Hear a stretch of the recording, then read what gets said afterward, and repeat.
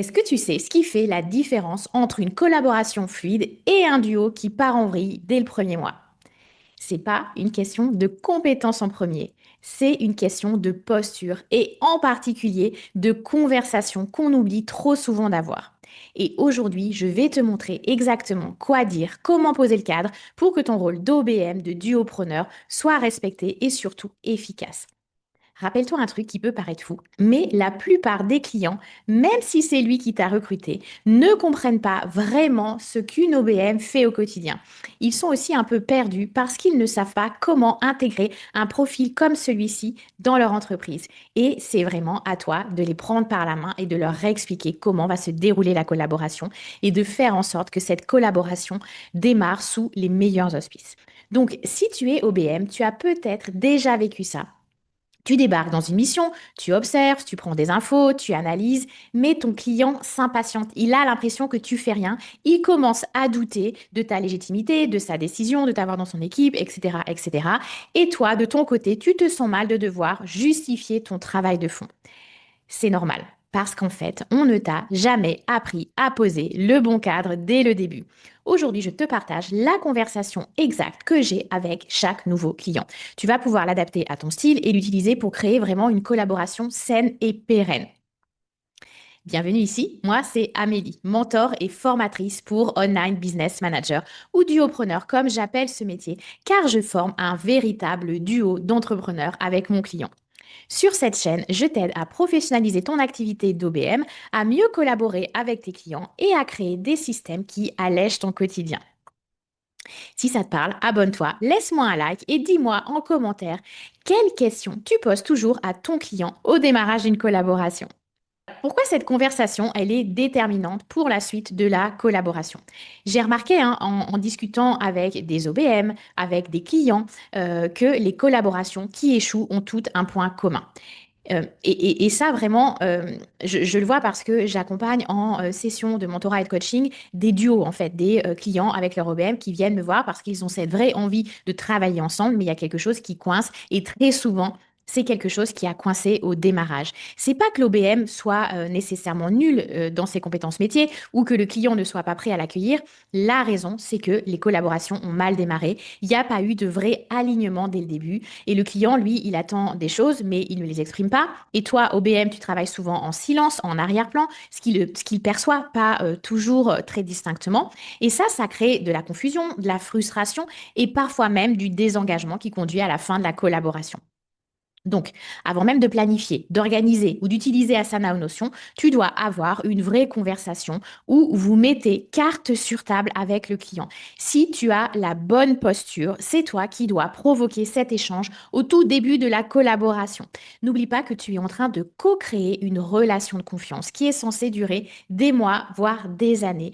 C'est comme dans un couple, il y a des conversations à avoir pour s'assurer qu'on évolue tous les deux dans la même direction, qu'on partage les mêmes valeurs, qu'on communique avec facilité. Et cette conversation, elle doit se tenir au démarrage, mais elle doit aussi être réitérée au fil de la collaboration. Le contrat, il doit être revu aussi souvent parce que le client, comme toi, vous évoluez et la collaboration aussi entre vous deux va évoluer. Donc, je te propose un modèle de conversation à avoir qui va se baser sur cette thématique, sept piliers principaux, d'accord, à poser vraiment avec chaque client.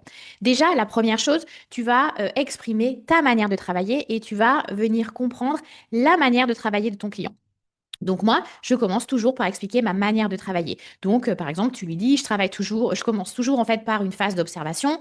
Ne sois pas étonné si je ne suis pas très active avec beaucoup de bruit au démarrage, parce que ce qui va se passer dans les premiers jours de la collaboration, première semaine, je vais regarder les échanges dans l'équipe, je vais analyser les process, je vais regarder comment sont organisées les choses, je vais essayer de comprendre tes offres, tes systèmes, tes clients, les outils aussi que vous utilisez, la manière dont les décisions sont prises aussi au sein de l'équipe.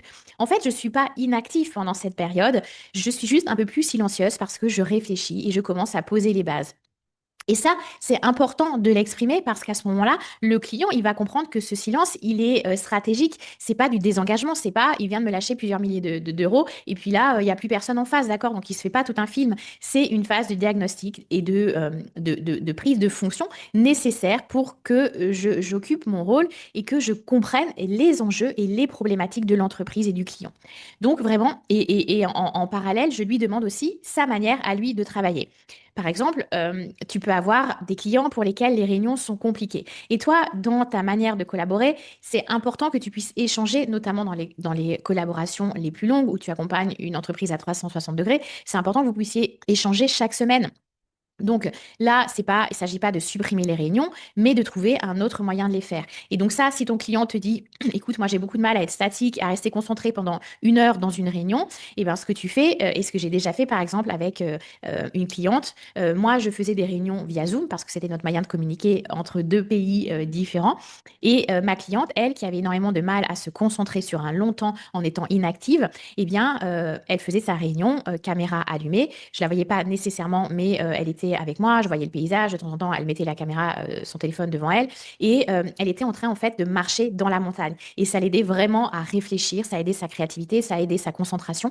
Donc, c'est OK. Mais ça, il faut le savoir. Sinon, tu vas commencer à te faire des films. Mon client, il n'a pas envie d'échanger avec moi, il n'est pas dans la co-création. Le client va dire, oh là là, mais en fait, elle m'ajoute de la complexité, elle change ma manière de fonctionner, et on ne veut pas, en fait, arriver à ça. Ensuite, la deuxième chose à aborder dans cette conversation, c'est la communication et la fréquence des échanges. Donc moi, je pose clairement la question, comment tu préfères qu'on communique? Par écrit? Par audio, par visio. Alors, quelquefois, effectivement, on est obligé de coupler différents modes. Mais si ton client il te dit, alors moi, surtout, jamais d'audio, c'est mieux de le savoir parce que si la première fois que tu lui poses une question, tu lui fais un audio format podcast de 10 minutes sur WhatsApp, bah, ça va être compliqué, tu vois. Ou si vous décidez que WhatsApp, c'est uniquement pour la vie perso et que pour le pro, c'est Slack, et ben, ça aussi, il faut que tu en sois informé de lui mettre seulement un message écrit sur Slack, d'accord? Et puis, c'est la même chose. Est-ce que on va faire, je te propose qu'on fasse un point chaque semaine et puis un récap des indicateurs de performance chaque mois. Est-ce que c'est OK? Donc, à chaque fois, on l'intègre dans les décisions, dans la manière de s'organiser. Est-ce que tu utilises déjà Slack? Est-ce que je vais m'y intégrer? Comme ça, on évite vraiment les doublons, les messages perdus, les attentes floues, les manières de communiquer qui ne sont pas naturelles pour les uns comme pour les autres. Ensuite, on va aborder la question des outils et des accès. Il faut clarifier ensemble. Donc, est-ce que tu me partages ton drive entièrement ou est-ce que tu me donnes accès uniquement à certains dossiers pour débuter? Ça peut arriver. Est-ce que tu utilises déjà un outil de gestion de projet? Quelle est ton utilisation? Comment tu l'as organisé? Est-ce que de mon côté, tu es OK pour que je crée un board de projet test pour te montrer comment j'envisage la manière de travailler? Donc, tout ça, en fait, c'est important de voir quel outil il utilise, comment tu vas avoir accès, si tu vas être admin, s'il va te partager les accès via l'espace, par exemple, comment vous allez suivre les actions, suivre les contacts, suivre les documents, tout va être centralisé. Ça évite la dispersion, ça évite plein d'incompréhensions. Tu vas aussi lui parler des process pour lui dire que tu vas documenter tout ce qui va être mis en place étape par étape. Donc, tu vas, plutôt que de lui imposer ton modèle, tu vas quand même lui demander s'il a un modèle.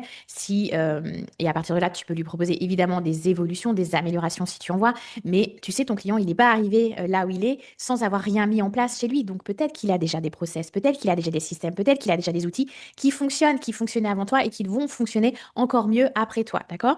Donc, pareil, tu lui demandes, ben, s'il a une habitude de nommage pour les process, pour pas tout lui changer, ou alors pour lui suggérer quelque chose, l'objectif vraiment, c'est qu'ils se disent que demain, tout ce que tu auras fait, ça va rester un actif de l'entreprise et qu'il va pouvoir s'y référer, même s'il va travailler avec d'autres personnes, sans devoir tout réexpliquer.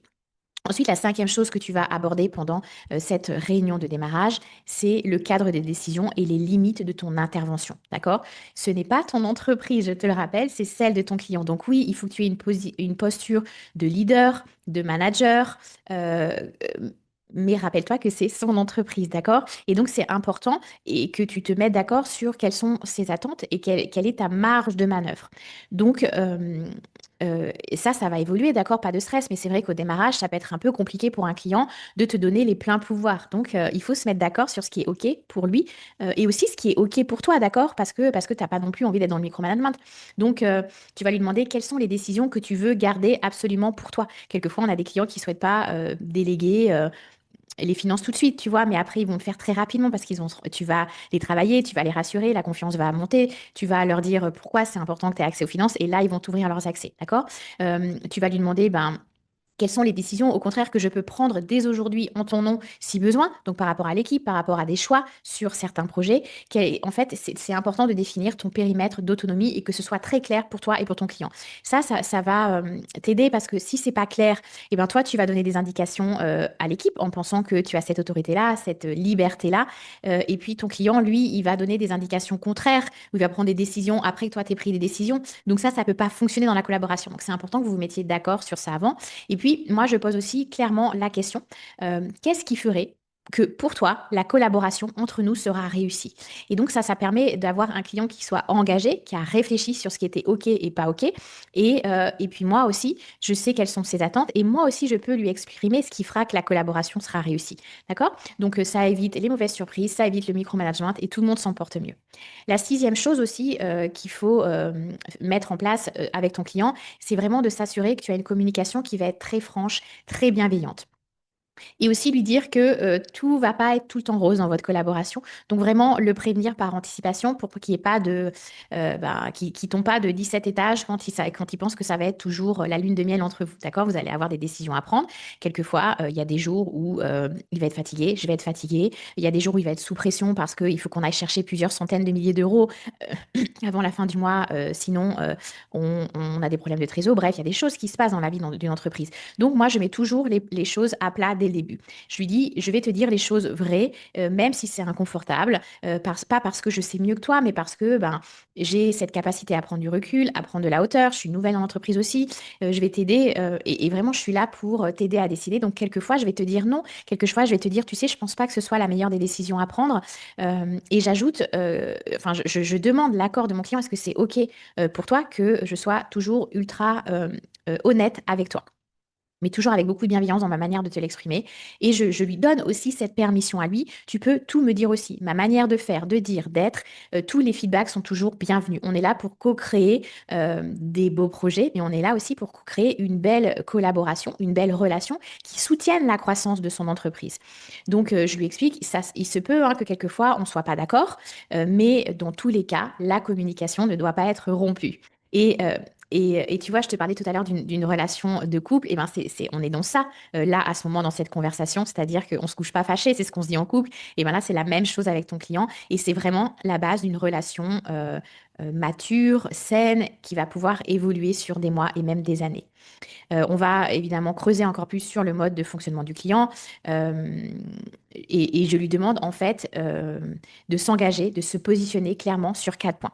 Je lui demande qu'est-ce qu'il va faire. Donc par exemple, le client te dit, moi par exemple, je fais ce que je dis. D'accord? Donc, du coup, ça veut dire que dans la collaboration, moi, les équipes, on va s'attendre à ce qu'il y ait une certaine cohérence dans sa manière d'agir qui doit être fidèle à ce qu'il a dit. D'accord? Je vais demander aussi à mon client, qu'est-ce que tu ne feras jamais? Qu'est-ce que tu ne feras pas? Donc là, ça revient à ce que je disais juste avant, c'est à ce moment-là qu'il va me dire, j'écoute pas d'audio, j'ouvre jamais Trello. Ben ça, il faut qu'il le dise pour que moi, je suis au courant. Ensuite, on va lui demander, qu'est-ce qu'il faut faire? Qu'est-ce que moi, je dois faire? Qu'est-ce que l'équipe doit faire pour bien travailler avec toi? Donc, par exemple, ton client, il va te dire, moi, je veux que mes collaborateurs, lorsqu'ils ont une interrogation, c'est OK d'avoir l'interrogation, mais je veux qu'ils viennent toujours systématiquement avec 2 solutions à proposer. Ensuite, on en parle, on arbitre, mais je veux qu'ils viennent engagés avec 2 propositions. D'accord? Donc ça, c'est qu'est-ce qu'il faut faire avec lui. Et on va lui demander qu'est-ce qu'il ne faut jamais faire, surtout pas faire avec lui. Donc par exemple, il va te dire, moi, je refuse que tu fasses 2 fois la même erreur. Tu peux la faire une fois, on apprend, mais on ajuste, mais 2 fois, c'est non, d'accord? Donc vraiment, en lui posant ces questions-là, qu'est-ce que tu vas faire? Qu'est-ce que tu ne feras pas? Qu'est-ce que je dois faire? Qu'est-ce que je ne dois pas faire avec toi?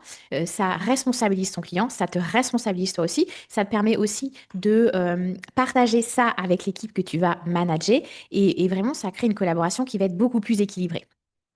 Donc une fois que ces 7 piliers, ces 7 passages de conversation sont posés, tu vas gagner, toi et ton client, évidemment, en clarté, en respect mutuel, en fluidité des échanges dès la première semaine.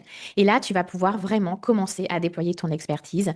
Et vraiment, si je dois te laisser avec une seule idée à la fin de cet épisode, c'est de te dire, n'attends pas que le client devine ton rôle. N'essaie pas non plus de lire dans sa tête. Crois-moi, j'ai essayé, ça fonctionne pas.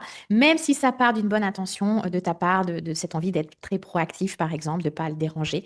Vraiment, dès le début de la collaboration et régulièrement dans la collaboration, explique-lui, cadre-le, invite-le à poser aussi ses propres limites. C'est une vraie conversation de duo, de partenariat, et c'est cette conversation qui fait toute la différence entre un duo qui dure et une mission qui s'arrête parce qu'elle s'essouffle à petit feu donc, ou à grand feu, quelquefois, avec des collaborations qui se terminent super rapidement. Donc, si cette vidéo t'a aidé, fais maintenant trois choses. Un, like la vidéo pour la diffuser à d'autres OBM, ça permettra qu'elle soit plus visible. Abonne-toi aussi si tu veux des contenus très concrets comme celui-ci sur le métier de duopreneur ou d'OBM. Et en commentaire, dis-moi quel sujet tu abordes toujours en début de collaboration pour t'assurer du succès de la mission. Ou alors, si tu veux être 100% honnête avec toi-même, quelle est la question que tu n'oses pas encore poser, mais que tu sais que tu devrais pour améliorer cette collaboration? Je lis tous les commentaires et je réponds avec beaucoup de plaisir. Vraiment, rappelle-toi, tu es là pour accompagner, alléger la charge mentale, fluidifier les échanges en interne, pas pour t'adapter en silence pendant que la collaboration part en vrille. Parle, cadre, clarifie et tu verras, ça change tout dans les succès de tes missions.